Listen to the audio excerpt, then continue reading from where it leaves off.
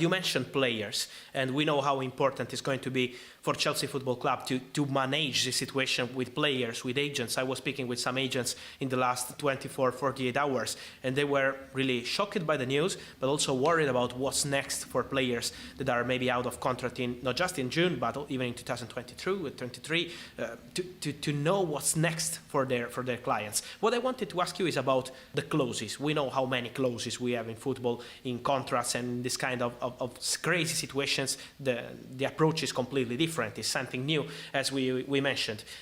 You think what kind of clauses will the player have in their contracts if they want to leave the club, maybe before the end of this story?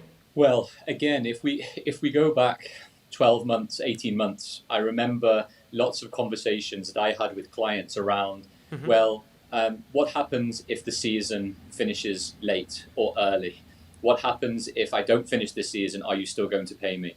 So, we look to examples of things that we wouldn't have imagined would have happened and then expect there to be an easy solution in the contract. And what I mean by that is that there is definitely no easy solution in the contract for these type of things. If we take the basic principles of the Premier League contract, which is effectively informally a bargained collective bargaining agreement between all of the stakeholders, and then there is obviously each back end of the contract is different with the release clauses, with the amounts of being paid, the image rights, and loyalty bonuses, and everything else. I cannot see a situation where a player, simply because of sanctions imposed, would have an express clause saying that they could then leave for a free transfer or for anything like this. I think, though, what might be in contracts are different types of release clauses for certain amounts of money in certain instances. That is a possibility. But I do not think simply because of the sanctions being imposed on the club that would necessarily mean that a player could leave their contract. Now, the question would be, what would happen if the club are in such financial difficulty come the summer that the only way that they can raise cash in order to pay for normal course of business matters is to be able to sell one or two players? They may have to do that because the government license would seem to suggest that they cannot receive monies to as new revenues coming into the club in the same way as that it cannot enter into new merchandising deals, as the way they can't be entering into new even agreements to buy tickets for games, for example. So it is a very, very difficult situation right now. It's really incredible, yes. If we think that Chelsea, it's important to remind that Chelsea are champions of Europe, champions of the world, so they did an incredible season last year. And so to see what happened right now is really incredible, and it's curious to see what's next, even on some players, kind of player situation. We wanted to discuss, Daniel, player by player. For example, player out of contract in June.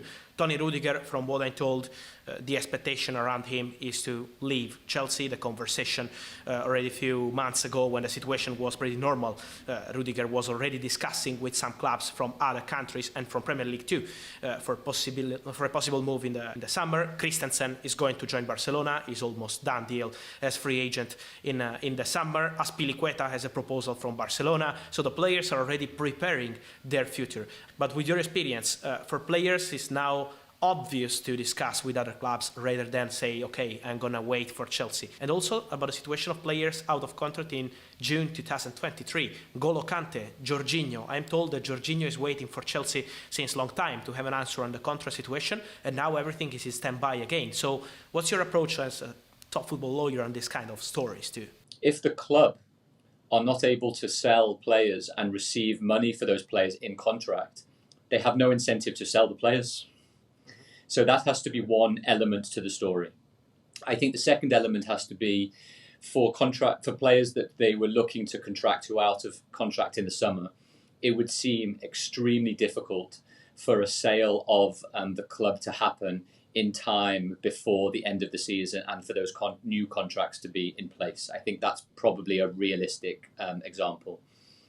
I think the other point also, which I don't think too many people have raised, but Chelsea have obviously one of the most impressive youth academies in world football. I was looking at some fantastic, which I know you look at as well on Twitter, Swiss Ramble, who comes out with some fantastic figures. Kieran explained that over Abramovich's era, they have sold over £600 million worth of youth players, which have obviously hugely contributed to Chelsea revenue. If players, their youth team players and first team pros, are not able to sign new contracts, there might well be a number of very important youth Chelsea players that will be leaving in the summer because they cannot sign new contracts. It's true. Which will obviously hurt Chelsea considerably. That's obviously another thing to consider. For players that maybe have, 16 months or so left on their contracts, they are entering a very difficult phase because Chelsea, without, I believe, the consent of the UK government, will not be able to receive any monies from incoming transfers. So I would have thought, as I said before, the incentive is to keep those existing players until either the license, which is up for renewal, I believe, in the summertime, either changes and it gives the UK government more leeway, gives the club more leeway, Yes. or a sale has happened by that time